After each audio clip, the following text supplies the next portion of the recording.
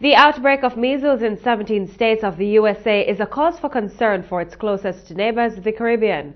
Director of the Caribbean Public Health Agency, CARPHA, Dr. James Hospedales, says the agency has ramped up preparations to ward off the disease from the region.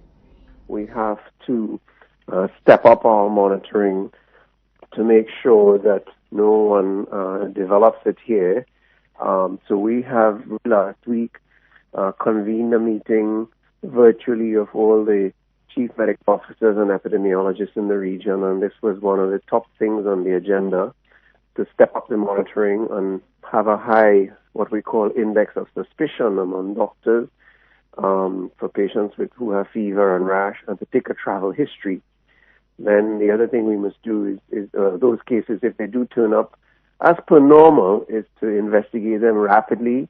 The specimens come to our lab in CARPHA. That is an ongoing process that has to be heightened.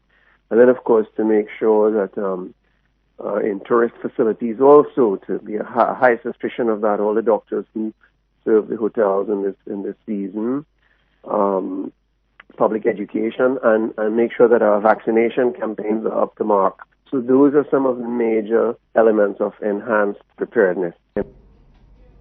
Meantime, the government of Grenada has expressed concern over the outbreak. The Ministry of Health says it is encouraging parents of young children to ensure that their child or children receives their measles, mumps and rubella vaccines, which is a combined vaccine proven to be very safe and effective.